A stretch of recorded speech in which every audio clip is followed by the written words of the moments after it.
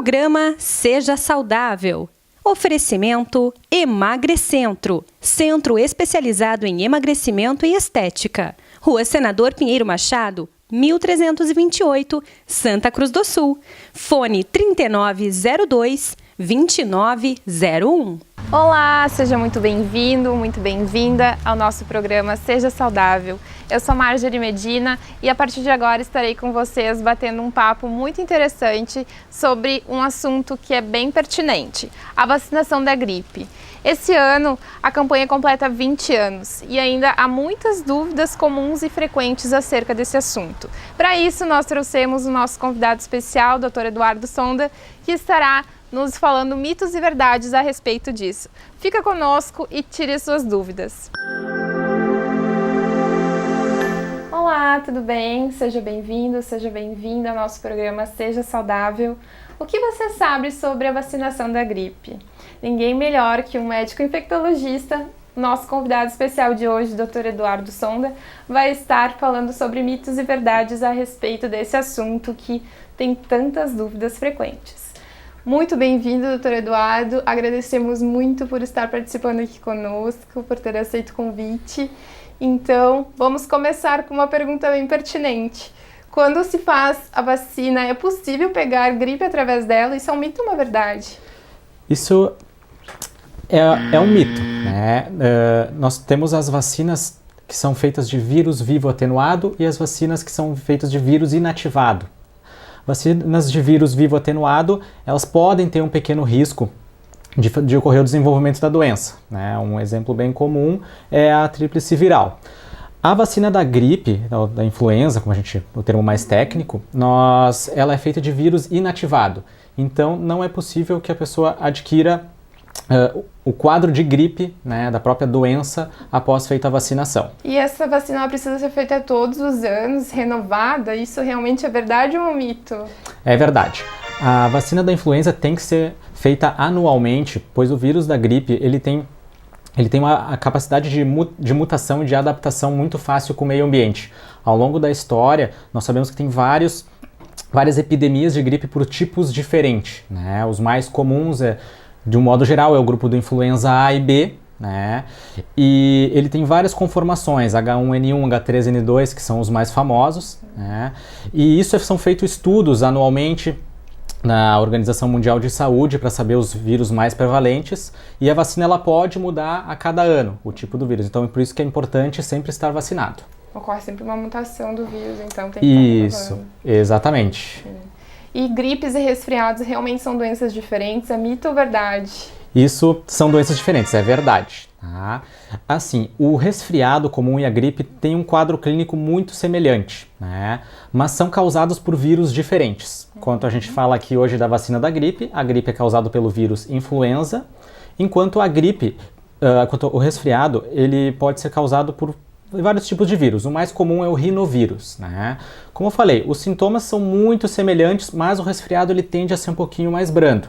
É aquele quadro clínico de febre, dores pelo corpo, né? Mal-estar, né? Pode ocorrer coriza nasal, um pouco de tosse. E a gripe, geralmente a febre é mais alta, os sintomas são um pouco mais intensos e podem perdurar um pouco mais de tempo. E a gripe realmente pode matar? Isso é verdade ou mito? Sim, isso é verdade, né?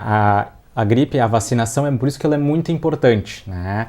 Principalmente pessoas com os fatores de risco, a gripe ela pode levar ao óbito, né? Por isso que hoje em dia se tem tantas campanhas, enfim, o alerta quanto aos sintomas, para se procurar atendimento com brevidade e realizar o tratamento também quanto antes, pelo risco de principalmente pneumonia ou outras complicações da gripe levarem à morte. E grávidas podem ou não fazer a vacina da gripe? Pode. Isso também, como nós estávamos falando antes, que as vacinas elas são divididas em vírus vivo atenuado e vírus inativado. Vírus vivo atenuado, elas são contraindicadas na gravidez, né? Já as vacinas de vírus inativado, como é o caso da vacina da gripe, não tem problema. Pelo contrário, elas devem se vacinar, elas fazem parte do grupo de risco e, inclusive, isso ajuda também a estimular a formação de anticorpos que podem auxiliar a formação da imunidade do bebê. E a vacina realmente é a única forma de evitar que ocorra gripe? Não, a vacina ela faz a produção dos anticorpos, né, que são as defesas específicas do nosso organismo para combater a gripe, mas a gente sabe hoje em dia que um hábito de vida saudável, né, tendo as funções fisiológicas que falamos básicas, né, alimentação adequada, prática de exercícios físicos e um bom sono, né, sabemos que isso também faz diferença para ajudar a prevenir novos episódios de gripe, né? E outras doenças em geral, não só, né, falando Com certeza. da gripe. E assim, logo que você faz a vacina, o efeito é imediato? Já está imunizado ou como é que funciona? Não, as vacinas em geral, elas, como eu falei, elas formam os anticorpos, que são as nossas defesas do organismo, né? E ela demora de 2 a 3 semanas para poder ter essa formação adequada, enfim, para eventualmente combater a influenza se for o caso, né? Por isso que às vezes é muito comum as pessoas fazem a vacina e podem ter outros quadros virais nessas 2 a 3 semanas e achar que tiveram gripe, né? E pode até ter, mas enfim, né? Mas geralmente vai precisar desse tempo para ser...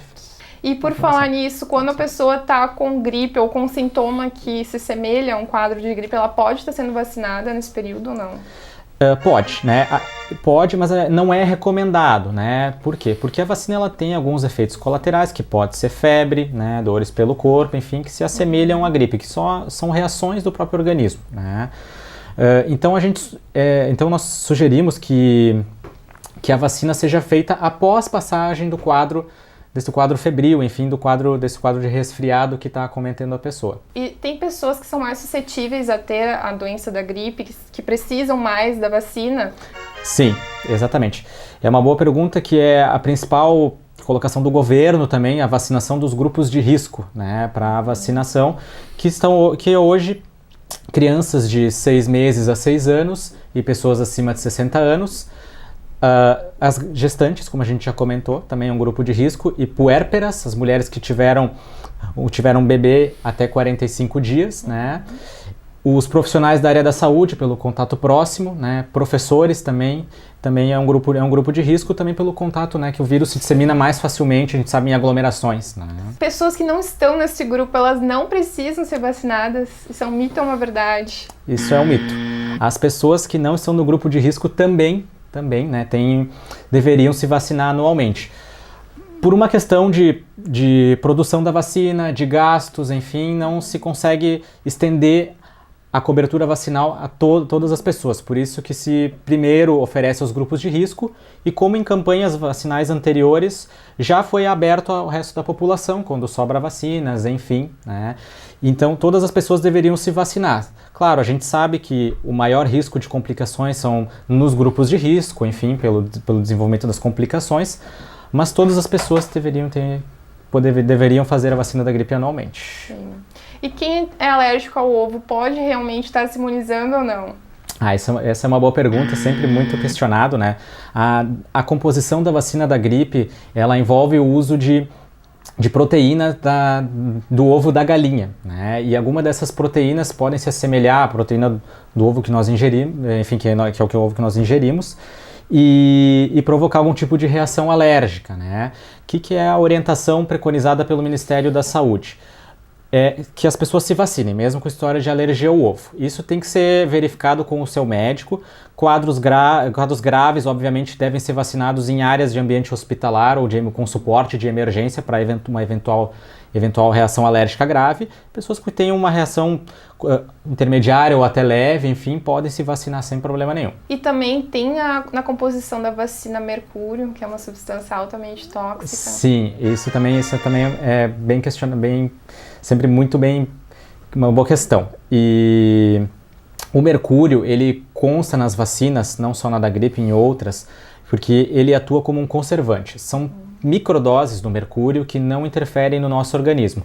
Pelo contrário, o mercúrio, ele atua como um antisséptico e antifungicida. Então ele ajuda a prevenir que as vacinas fiquem contaminadas. Então não tem mal à saúde em relação ao mercúrio. E qual é a melhor fonte de informações corretas, né, com tantas fake news que tem? Onde a gente consegue buscar informação correta e verdadeira sobre a gripe e sobre a vacinação? Então, assim, para buscar as melhores informações, hoje com o acesso mais fácil, enfim, na internet, a gente vai no Dr. Google, né? O Ministério da Saúde, né, digitar vacina para a influenza no Google, a pesquisa já aparece do Ministério da Saúde, tem toda a cartilha de campanha que explica tudo o que nós falamos aqui e muito mais informações, né? Outro site um pouco mais específico, para quem gosta de aprofundar um pouco mais, saber sobre até outras vacinas, existe o site da Sociedade Brasileira de Imunizações, que é muito importante.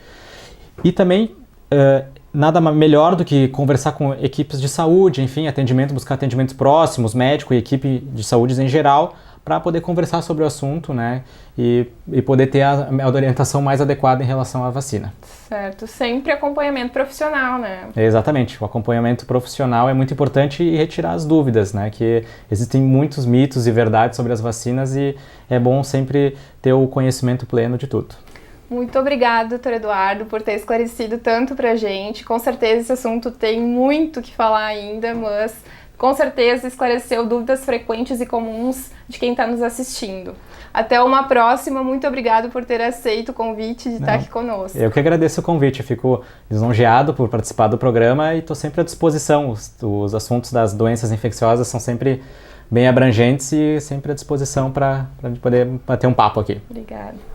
E você que nos assiste, muito obrigada pelo seu tempo, pela sua disposição. Espero ter esclarecido um pouquinho para você. Qualquer sugestão que você tenha de tema ou dúvida sobre esse assunto, você pode deixar no e-mail que vai estar aparecendo aqui nessa tela. Muito obrigada e tchau!